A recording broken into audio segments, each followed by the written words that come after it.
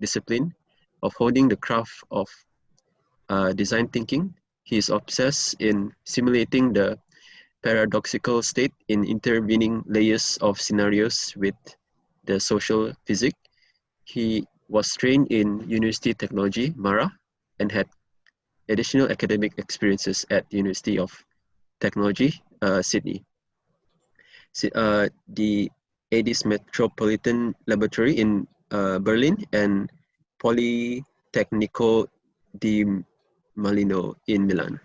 So he runs multiple practices as Director of Practical Architects, the Principal of Kawarismi Architect, and Partner of Research Think Tank MDR XA. In his academic career, he has lectured for 7 years at UiTM, Taylor's University, and UCSI University. He is actively partaking in design competition and has won over 40 competitions to date so far, with various tiers from students to professional categories. He is currently the Malaysian representative in Arcasia Committee on Young Architects, a recipient of Khazanah Design Residency, Pam Chan Sao Lai Award, also known as Pam Silver Medal, and Pam Johnson Swiss Scholarship Award, and among others. Okay, so enjoy and relax, everyone. We will have a Q&A session at the end of the talk, but feel free to leave your questions during the talk if you have one. Okay, so Architect Kawarismi, how are you? Good. Good morning. Good. Yep. All right. So I'll pass the floor to you. Right. So I will try to be quick due to the fact that there's a lot of things to cover. So I will not like actually explain one by one, or some slides I will just skip. This is back in December 2012, and I have just recently visited this thesis on behalf of PAM with the request from PAM Education Chairman, which is Architect Adrianta, and I thank MASA for having me today. So, you know, straight into it, I mentioned that I try to finish it before the 60-minute period. So this is some of the people that actually has contributed their time and effort to help me through this education, you know, sort of this education period. Special thanks to Tuan Syed Sobri, and of course Wan Azaz, Wan Sulaiman, and of course the rest of the names listed here. I grew up playing Doom 2 in my father's computer in Windows 95. I'm not so sure if you know how Windows 95 look like, but it's, you know, simpler yep. Days. It's a intrigue thing to experience. I did play it over 1,000 plus hours, I would say. This is easily one of the generic snapshots of the game. It's fairly gore. The premise is very simple. There's a base in Mars, and you know, they just open up a portal to hell, and this monsters coming in. And this game teach me really to not giving up, just, you know, keep on trying harder and harder difficulty. And you know, it's not actually a game for a child, I would say. It's gory, there's a lot of blood, and etc. But the most important thing is actually the perception of space. This is one of the revolutionary game that actually tried to simulate a 3D world using 2D methods. So basically, in real world, we have these three axes, but in the world of the computer back then, we don't have that. So we don't have this super powerful, graphic processor like today. We don't have, I think the RAM was not even 1 gig. So this is how it looks, and this is how it is constructed. Actually, there are 2D planes that actually been tempered according to the perspective point. So you can see that actually they have to draw each strip of pixelation to get that particular image. So moving on, I do play a lot of games, to be honest, growing up. And these two games especially, is a bridge to bond with my father, to be honest, because we obviously, as an adult and child, we don't have much common thing to talk about. But since we do play these games, we, at least we have something to talk about. So surprisingly, this trading card game is very interesting, and of course, Diablo 2, I think, is quite a famous game. But there's two type of game that you can win, and game that there's no such thing as winning. The goal is to keep on playing. So this is the type of game that there's no actual winning. This is SimCity 2. So you can see that, I mean, graphic is fairly archaic. This is on PlayStation 1, if I'm not mistaken, and also, but I do play it in PlayStation 1, but there's also a PC version. But this type of game of city building simulation or whatnot has grown into more realistic. This is City Skyline Sunset Harbor, which is the latest one. So you can see that there's a lot of information laying down in the city. And some of these, I would say my games look like work and my work look like a game, I would say. I mean, drawing plans, coloring them, modeling, is sort of like a, playing games. And this city can be dissected by layers, of course, green spaces, traffic, and, there's a lot of things to learn. And this is my personal Steam account. This is some of the games that I play. I'm sure all of you has clocked in more hours than me, but I play a substantial amount of, volume of these two popular games, I would say.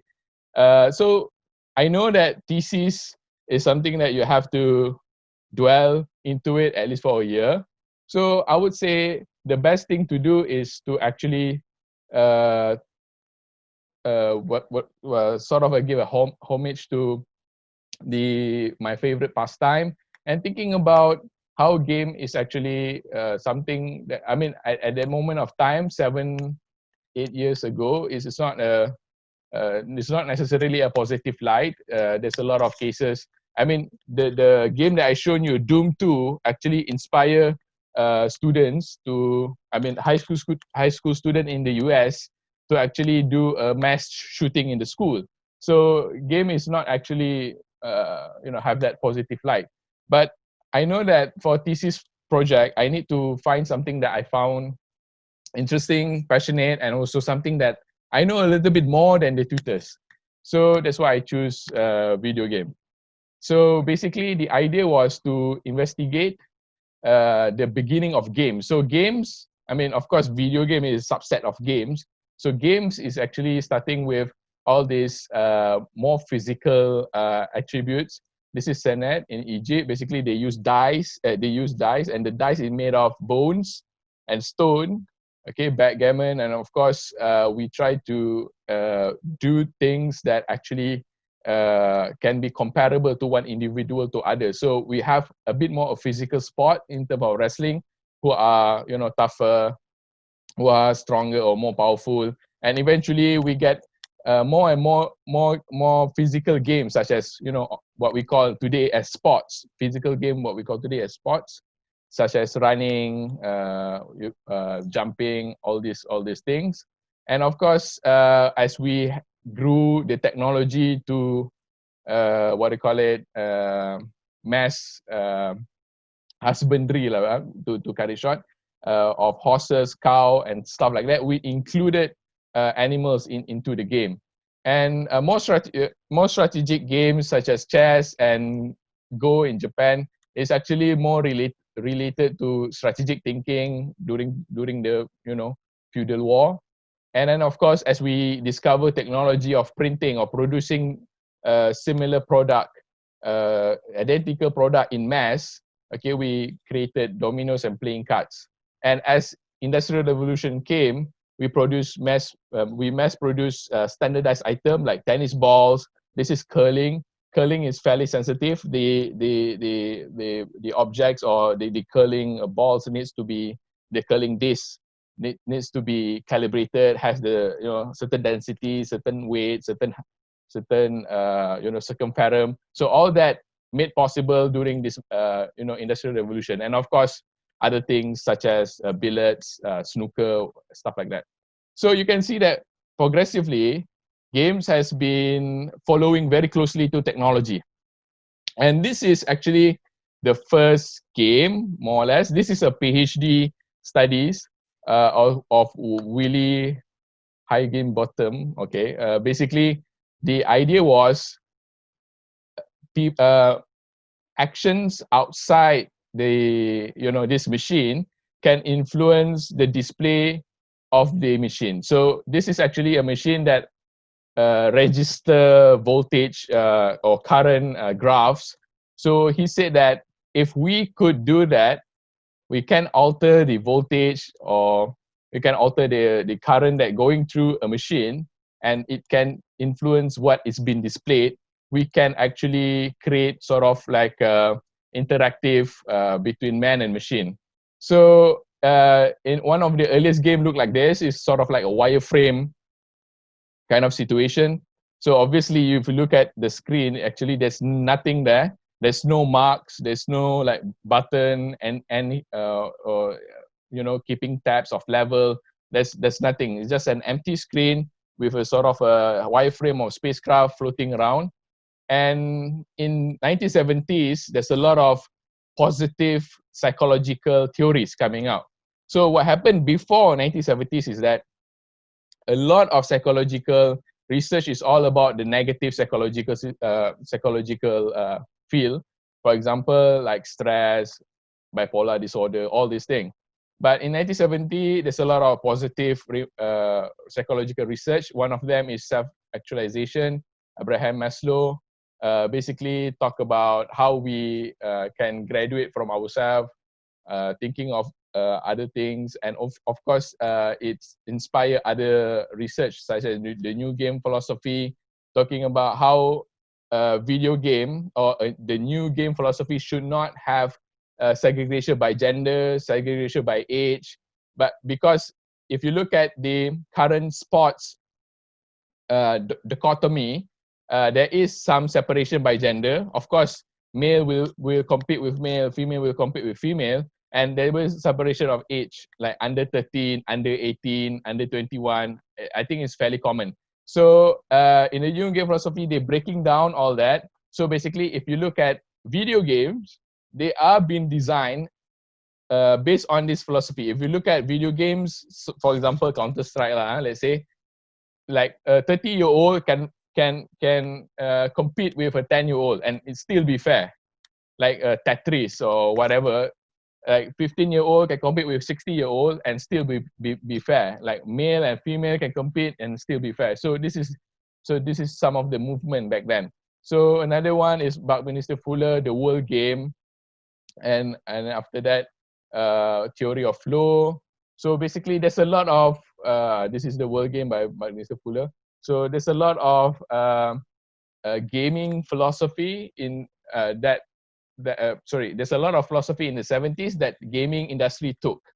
So I mean, of course, there's a lot of things to discuss, but we're moving forward. So one of the earliest game that actually popular or in the pop culture is Pong. Obviously, you can see that for the first time, due to the fact that all these positive theory, physical psychology theories, for the first time they have marks. Like they have the motivation to actually win. They somehow use mark as a system. I mean, of course, this is replicating physical game, which is sports.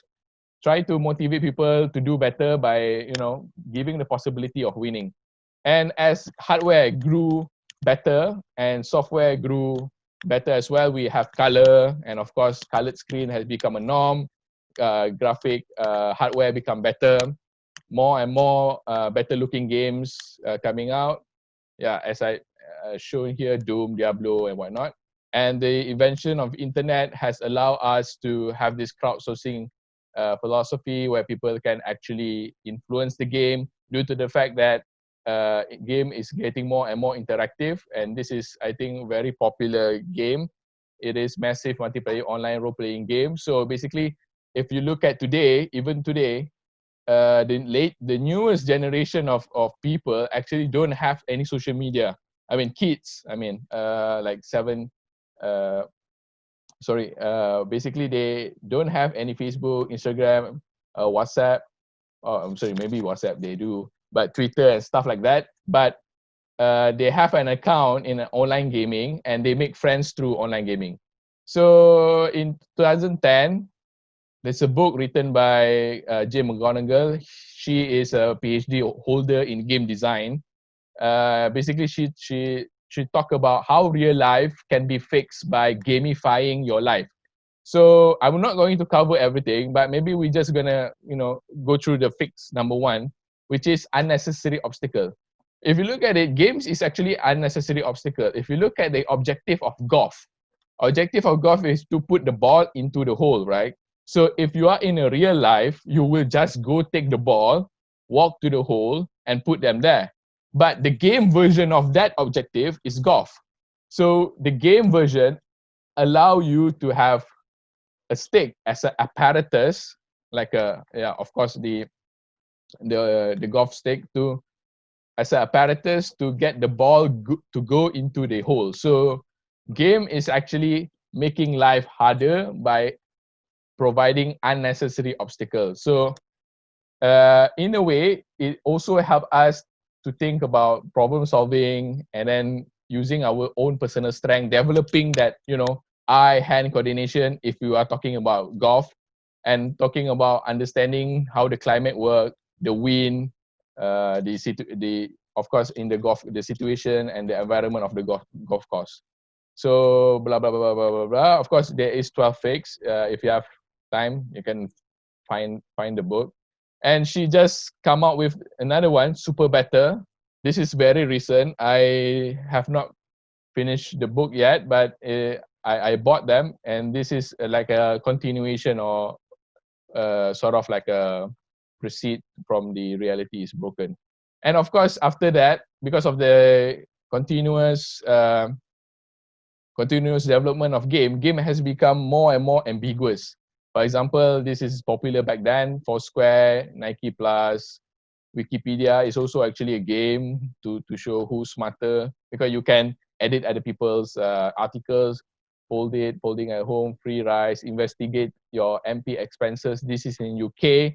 So the game was, if you have evidence of MPs using money or paying stuff that they should not pay for example, like maybe club expenses that they claim to the government. So basically you can invest your MP, and Ghost of a Chance, this is become an online curator of a museum. Quest to Learn, this is Bill Gates' initiative, making school as a video game. In terms of the game was, in games, if you are not satisfied with your high score, why not, you can retake or you can play that level again. So same goes to the school, you can retake the exam as much as possible to the point where you can get the marks that you want by keep on restudying, improving yourself, and then retake the exam, and then you can get better marks. And the assignment are also designed as game, like you will get clues. You have to find this book at this shelf, at this aisle, at the library, blah, blah, blah. So that kind of thing. So it's quite an interesting experiment. Chore Wars. And of course, in the increase of the performance and hardware in our mobile devices, game has become more social. I think there's a lot of Facebook games back then in those days. But the main trigger was the development of competitive esports.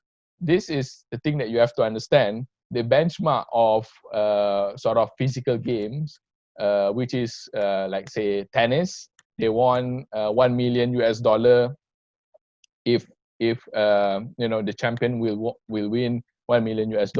So why prize money is a threshold, or why prize money is an indication of success or mainstream sort of credential? It is because the money is correlated directly to the amount of sponsorship that they get, the amount of viewership, the amount of popularity, worldwide popularity.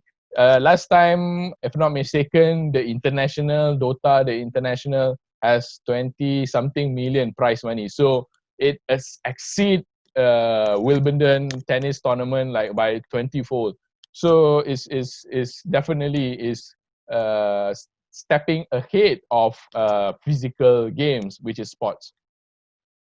So through progression of gaming history, it starts with pure luck, meaning that dice, cards, that kind of game. And then we progress to physical athleticism, which is sports. Of course, it's fairly popular. And now it's time for mental athleticism, which I frame this as a mental cognitive skill, which is to play games. You need to make thousands of decisions in a minute. So that's the what do you call it? The development of people that actually play games. And there's a lot of philosophers that actually talk about the benefit of game.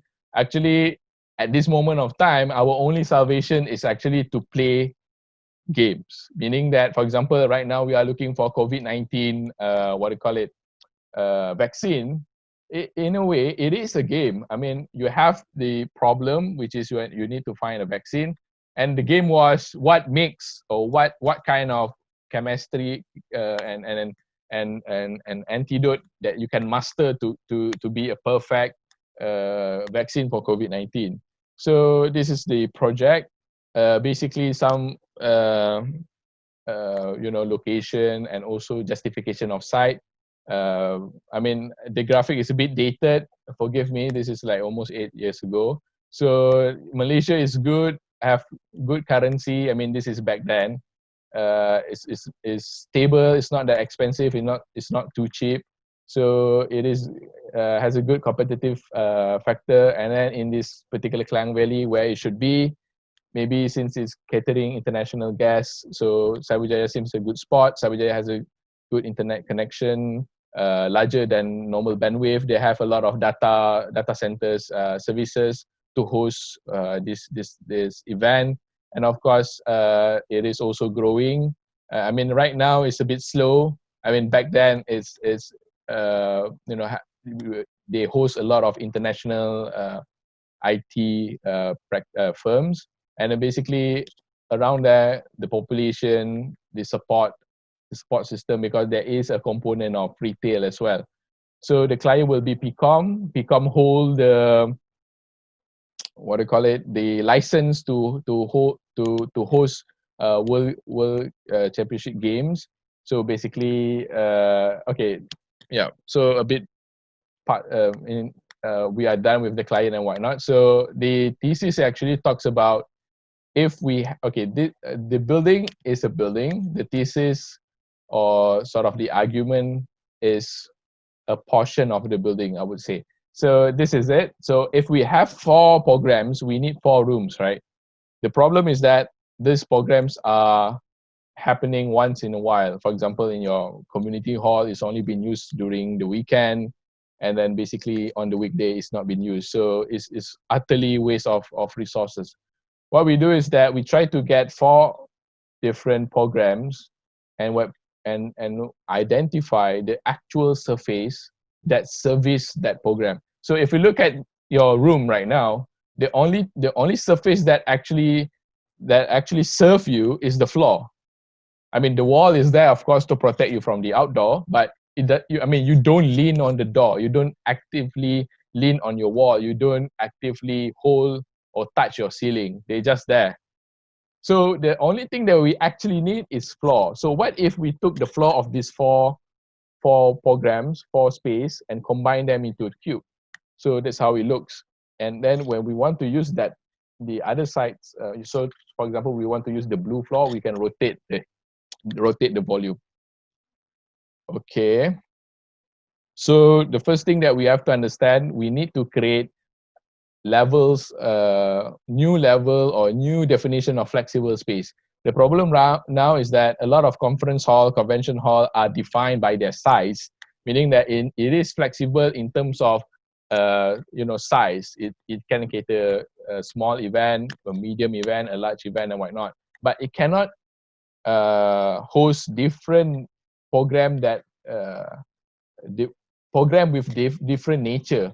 So if you look at the second argument, is that what we're trying to do is to create profile of different floors that allow us to accommodate different type of events. So instead of thinking of enlarge and shrinkage and expansion, we're thinking about like totally different subsets of programs. So this is more or less the argument. What we can do is that we have to manipulate a geometry.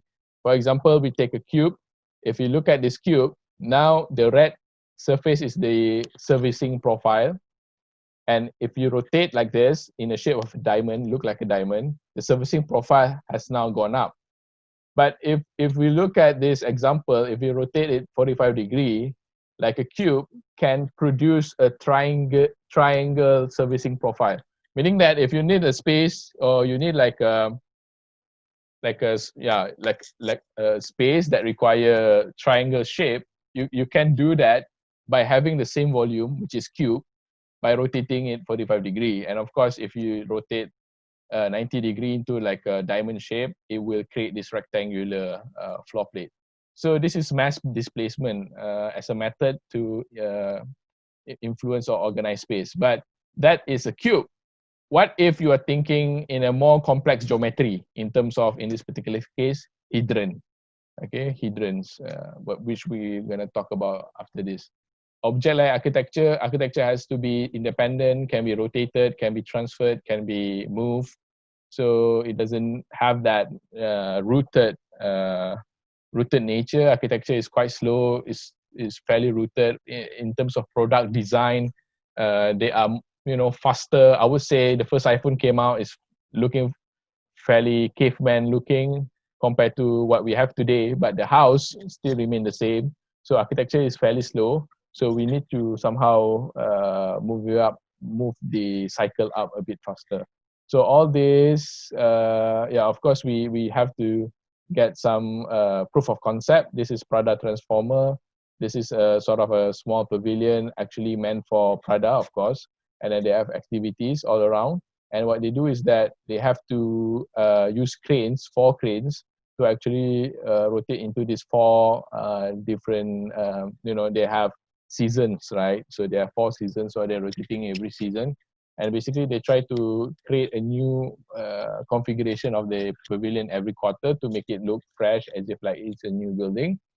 This is how it looks like inside. And then basically the floor actually help to become a wall for this particular auditorium, small auditorium. Another flexible space is this Thai Performing Arts Center by OMA as well.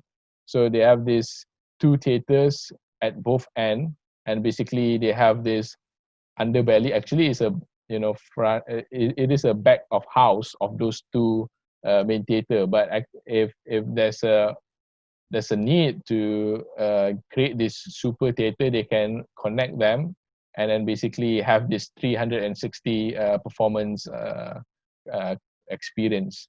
Another interesting precedent is this. Basically, they want to reconfigure this gaming studio offices by creating circulatory veins in the middle.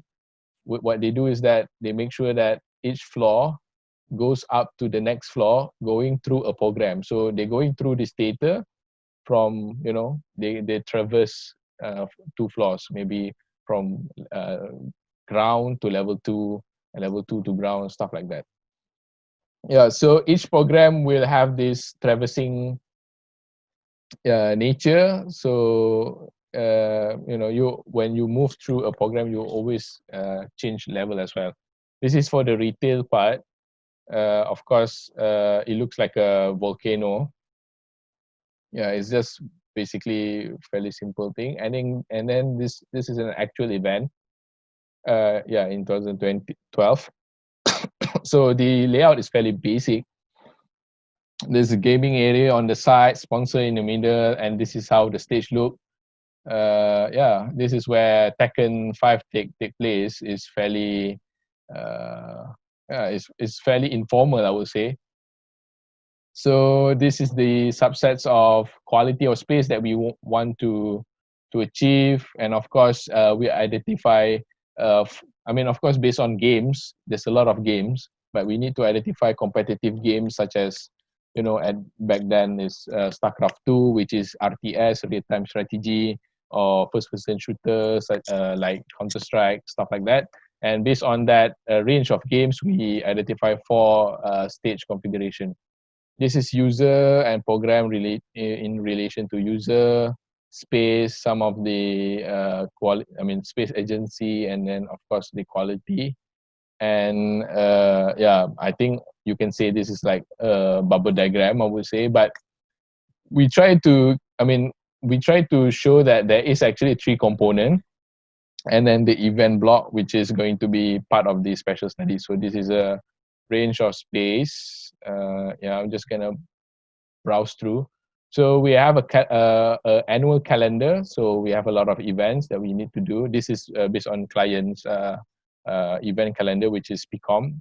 And then we have all these stakeholders, and also how do we make sure that it is financially viable. And of course, this is just rates and numbers. All right, moving on. I think we can go to the next one. So this is because I thought they're going to be separated by two portions, but it's okay. So this is the site. This is where it is located. It's in front of the Cyberjaya police station, and then the position of the site, the condition, the sections of it, and then basically Cyberjaya, adjacent buildings, and of course linkages. Possible pedestrian route, possible view, and of course the surrounding. And this is some of the possible massing, because obviously first line in design will determine a lot of things. So in order not to make a mistake, we like have to try out and then sort of create our own metric of evaluating this form. And eventually, of course, we have to draw it down, try to sketch on things that might go into the project. And some of the earlier sketch, how it look like. Obviously, there is a cantilevered plane on top. And then, of course, the main show is the dodecahedron in the middle. This is like a small portion, which is the office. This is how the office gonna be arranged. Blah, blah, blah, blah. All right. So coming back to this, as I mentioned, we're not going to talk about flexibility in terms of size, but in terms of nature of programs. And I mentioned that if we manipulate by rotating, like a geometry, we can get a lot of servicing profile that actually tailor suit to your particular project, so particular event. So this is the event stages. Proscenium. Proscenium is actually like your typical lecture hall, theater kind of thing. Truss is sort of like a fashion show kind of thing, with a straight stage. Arena is like a boxing match. Freeform is like a empty open plan floor plate. So first, if we want to create an object like architecture, we need to make sure, since architecture is a structural entity, we have to ensure that it is stable at all sides. So the only geometry that actually could work is tetrahedron. Tetrahedron is actually a triangle.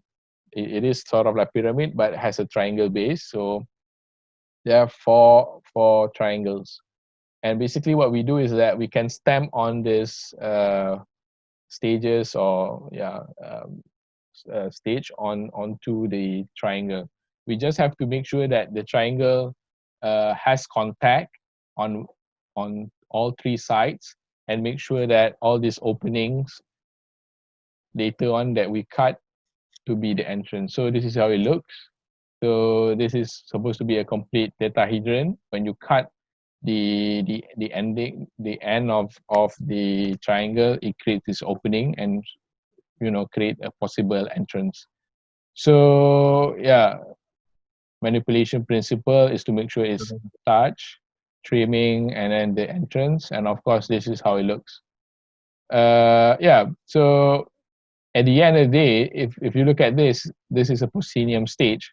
since the stage could be rotated in this particular ring, we have to use a jetway to ensure that it can accommodate the different height, the different position of the door, because the door changes in every mode, and there's a lot of electrical, vacuum, fire suppression system, smoke system, and of course air conditioning system. There's three what do you call it, emergency exit. So this red door is actually emergency exit, and of course I will show later how it works. And this is where the control room is to operate the rotation of this mass. So the rotation can't be physical. If we use a physical bearing, it will, because of the weight of this hedron is heavy. So we have to use a slow, magnetic levitation. So basically, it'll elevate the whole hedron and then rotate the hedron slowly. And then obviously, this technology is already proven. It's already been used in trains. So trains are also heavy, but of course, we are not going to move like train does. So we're gonna move like very slowly. And then basically, it is frictionless. So it doesn't have any friction. So that's the main point. So this is some of the drawings of the jetway and the hedron. So the jetway, obviously, again, has this extended neck. It could be, make it shorter, or we can make it longer. And of course, the stages, you can see the stages has different modes. In this particular case, has 4, and each of the mode has different jetway entrance level. So it will be calibrated before people enter the stage, of course. And this is how it looks. And underneath the jetway will be all the services running through, basically air conditioning, vacuum, etc., etc., etc. And this is the inside. It's fairly simple. It's a freeform hex. This is kind of what type of games can be played here. And the door is actually fire as a alternative fire escape. Of course, this is a place of assembly. There's a lot of people gonna be there. So we have adopted aviation technology once again. This is sort of like the slide that you found in aircraft. So it can accommodate 2 rows of evacuation at one door. So since we have 3 doors, hopefully it can be safe and basically provide alternative exit as well. So obviously, with this kind of above and beyond approach, we have to be packed down by UBBL and all these building laws. But of course, we took that as a challenge to create more creative solution. This is how it looks. And moving on, truss bar, as I mentioned, is like fashion show kind of thing. So this is how it looks. And you can see that other floor profile help to somehow become the wall. So this is the freeform hex just now, where the screen is. So the circle arena, of course, also feature the evacuation slide, and this is how it looks. Okay, meant for fighting games, stuff like that. Proscenium is a bit more traditional lecture theatre hall kind of thing. But again, you can see the floor profile of the arena is here, and basically all the chairs are magnetized. So basically they are hole in place. I mean, of course it's bolted. What I'm trying to say is the chair, it can open up, and then of course at the moment of rotation, they are magnetized. So in section, it looks like this. This is a freeform flat, proscenium, auditorium, and circle arena. So you can see that the volume can rotate in this manner. And of course, we have a horizontal ring as well to rotate horizontally. This is how it looks. The whole building is actually meant for gaming development. So in the middle here, we have retail. On top, we have developers, game developers, and on the ground is meant for experiencing games, VR headset, stuff like that. And the event will be conducted here. This is the parking with a bridge to the front. This is some of the drawings. I will just browse through because it's not that interesting. I would say just parking, and then some area for exploration, retail. And of course, there's a huge void in the middle. Offices on top. This is how the elevation looks like. Yeah, so from the street, some sections it's a bit purpley for some reason. And some of the more technical side of it, structural connection details, and basically we have to accommodate a lot of framings, and yeah, of course, more framings, more layers of material, and connection between RC structure and metal structure, and of course some joints and details. Construction sequence from foundation piling and to the top. Some of the GBI responses, and of course fire suppression system, electrical riser, electrical points, distribution box, transformer, genset, stuff like that. Water, fire. This is all active system, and of course some reports on fire and some calculation, which is, I think, it is fairly important for you to work, but at this moment of time, it's not an interesting scope of study to indulge in. Smoke spill system, calculating volumes, air conditioning system, yeah, waste and maintenance system, vertical transportations, circulations for lift, escalator, etc., etc. And this is how it looks. This is, I think, the final pinup, like the final pinup that we have. This is the boards of, at the back is the boards, and of course, the model is still here in this particular room. The model is at least like 2.4 meter or slightly longer, 2.6 meter long. So it is a sectional model. So this is like the front part of the model, and then this is like a half cut through the middle of the model. Unfortunately, the front part, I have thrown that away. The only part that is still here with me is the back part. This is the side model, the massing, and then of course the hydrant, and of course smaller massings, these two. So presented the work with Bansai as a paper for a conference, and it is in a journal. And as the MC mentioned earlier, through this project, I won the Tan Sri Chan Solai Architecture Award, or currently known as FEM Silver Medal. Get into some publication, newspapers, magazines, stuff like that. And we have translated some of the content of the work into our series of publications. So basically, this is in Manifesto Juxtaposed. Obviously, my wife's thesis are fairly more popular, to be honest. Vertical farming in manifesto farming, and we produce some of others manifesto as well as a medium for us to share our thoughts and you know what I call it, argument or creating discussions. And we just launched these two new manifesto as well. This is Manifesto Exchange, talking about our award-winning market design, and Manifesto Habitation 2, talking about, again, this is Gamuda 4.0 submission that we did, and we won third prize. So this is all like the ideas and the principle of behind the project, because most of the time architects don't have time to actually lay down their thoughts, and took the time to actually write down what happened behind the scene. So this is the means that we're trying to accommodate that knowledge transfer. I think that's all. Thank you. And then we'll proceed to the Q&A session. Wow, all right, 45 minutes, that's good.